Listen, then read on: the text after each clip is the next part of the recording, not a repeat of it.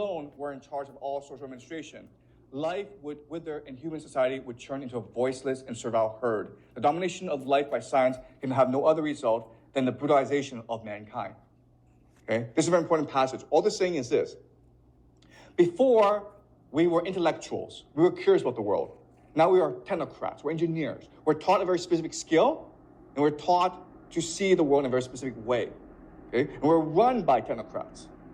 And this has led to the brutalization of mankind, because it has led to the alienation of mankind, right? We are now just parts of a machine. So an example, of course, is AI. So these people in charge now want to make AI the dominant religion of the world. They want to make humans slave to AI. Okay? And that's what Buchanan is warning against. Anytime you let a bureaucratic elite take over, they will think of ways of how to reinforce their power for technology. And this has led to the rise of AI. Okay? Does it make sense? Okay? And this is describing China very well, right? The bureaucrats in charge, they have no imagination. They have no empathy. All they care about is, okay, are we checking off the boxes? Do you have enough food to eat? Right? Do you have a job? Well, if you have a house, if you have a job, you have health insurance, why are you complaining? Right? So that's what Buchanan is saying. All right. The last thing I want to talk about is this, and you brought this up earlier, okay? It's a great question is, the question we're looking at today is, why is China so similar to America, right? America's a capitalist nation, China's a communist nation. But if you talk to Chinese people today, they all want to go to America to study and possibly even to live.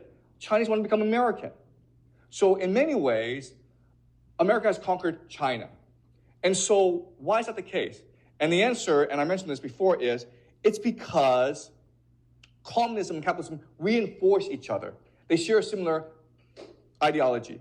They share a similar background. Okay, they're all actually branches of Christianity, really, if you think about it. Okay, and they have a similar worldview, right? A belief in progress, a belief in class struggle, a belief that you need a technocratic elite to run the world. All right? So in other words, communism in China paved the way for American capitalism. And that's why today you have this going on, okay? What China is doing to children is unconscionable, right? Because we make kids sit in school for like 10 hours a day. They have no childhood. They have no freedom. They have no happiness. Most of these kids will develop depression by age 14, right? The vast majority. Last week, there's a huge news that a 9-year-old kid in Beijing killed himself. 9 years old.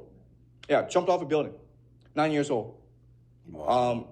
That's incredible because my eldest son, he's like 7, turning 8, okay? I mean, like how miserable did he have to be to want to kill himself, right? Even if the kid succeeds and goes to like Beida or Tsinghua, he'll develop depression because he'll never achieve what he wants in life, okay? So all that's happening is we're forcing our kids into depression, into suicide. Why? Because this has become an evil religion almost, right? The belief that through education, you can make more money. And even though everyone else will probably develop suicide, will probably develop suicidal depression in the process, you won't, okay?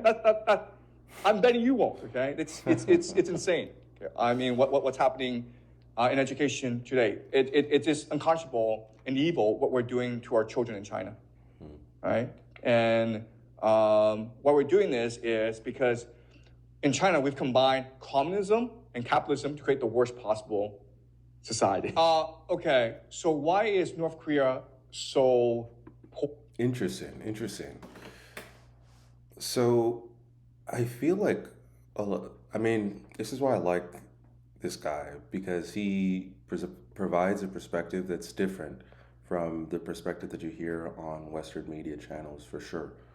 And one thing that he's saying, or he talks about, is from a first principles perspective, what is the reaction and the actual result of a lot of the systems that we've put in place, and uh, what are we hoping to get out of those systems and those things. And it's from an American perspective. I mean, one thing that Americans love to harp on, think that it's important, think that needs to get fixed, is the education system, right? We want America to be the number one in the world on the education system. China is pretty close to the number one in the world, at least has a perception that its education system is that much different from the United States. And on one hand, I mean, the level of, say, discipline that's required to sit in a room or sit in school for 10 hours a day, honing in on particular topics, ensuring that, everything is tip top shape, dotting the I's, crossing the T's, so that these one of these kids can go to the highest education systems or schools or universities. There's billions of them, like way more people. So it's a numbers game, right? And from a raw power perspective, yes, it definitely is working, right? There's rapid growth in many different sectors in the Chinese economy, at least from what we're seeing, from what I've seen. However, that there's a flip side of that, and the flip side is something that is very rarely escapes the Chinese sphere of information. And when it does escape and is presented in the Western circle, is presented in a very superficial way, in definitely like a Western tinged way. So oftentimes it's not the best medium by which one can consume information if the goal of the information is to better oneself and gain a richer understanding of the dynamics going on. So for this predictive history channel, it's really interesting because he does allow us to get that deeper understanding of how the pros that can come with a rigorous education system is paired with the cons and what those cons can do, and specifically talking about depression and the lack of humanity that the technocratic system in which we live in promotes. That is something that is going to become more and more of a real question. It's going to be a main theme in society, because we have a bunch of folks who went to college or some higher form of education in order to get that moolah at the end of the day, right? To get that money, to get a job, to be able to live their particular dreams and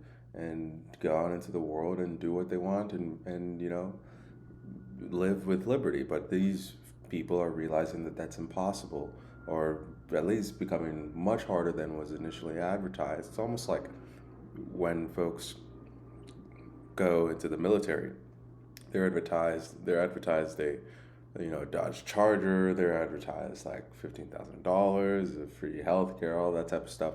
And then you get in and you serve, and then you come out and you're expecting all these things, and those things don't actually come to fruition.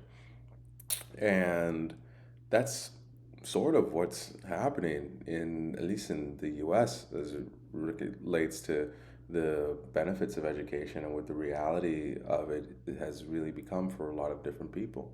And for many folks, that's something that's, infuriating, it's angering. And, on one hand, the results don't match up with what was marketed, and so that's a problem. But on the other hand, I mean, if the point of a system is its outcome, and that was the outcome of the system, given the problems that we're being faced with currently as it pertains to manufacturing, as it pertains to wellness, as it pertains to community, all of these sorts of things, it doesn't seem like the current system is really set up to provide a solution, or at least provide the types of solutions that we need in this current moment. So that's also curious to explore as well. Okay, so that's part of the capitalist brainwashing, where you measure the success of a society based on its wealth. Okay? But wealth is really just the willingness to exploit your resources. Okay? And also your capacity to engage in global trade. So first of all, North Korea is heavily sanctioned. They're not allowed to trade with the world. Okay? That's the first problem. Second problem is they focus on, their religion is called self-reliance. They want to be independent of the world.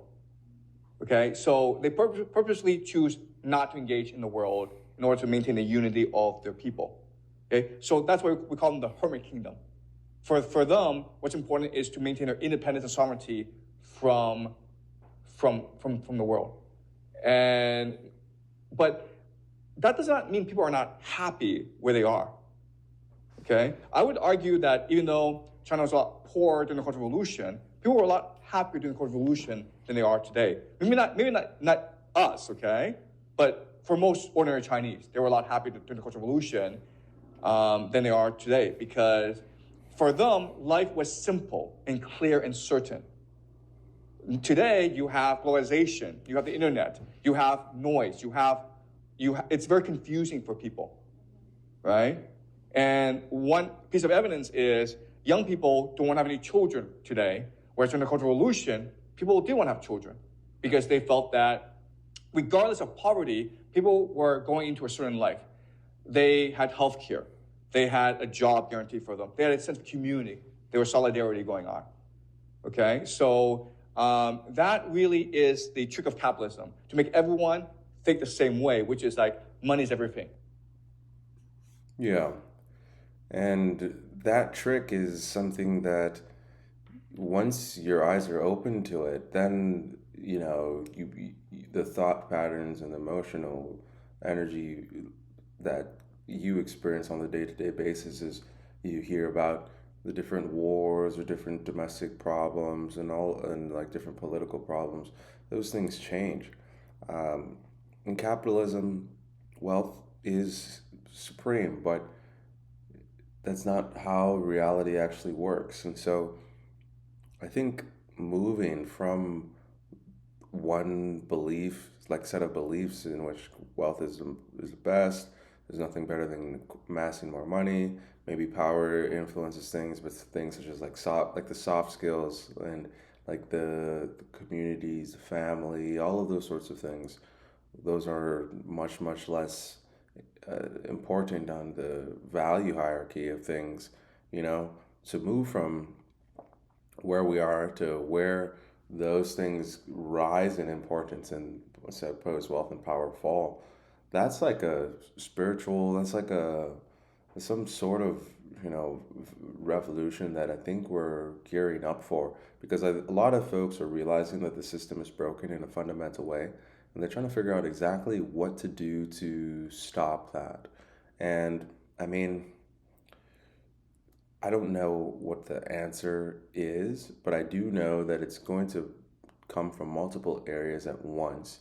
At least that's my anticipation. It's going to come from multiple areas at once, and the next 100 years, the next world order will in some way solve these problems that we're discussing, but it may not solve the problems in the healthiest way or in the way that benefits the most amount of people.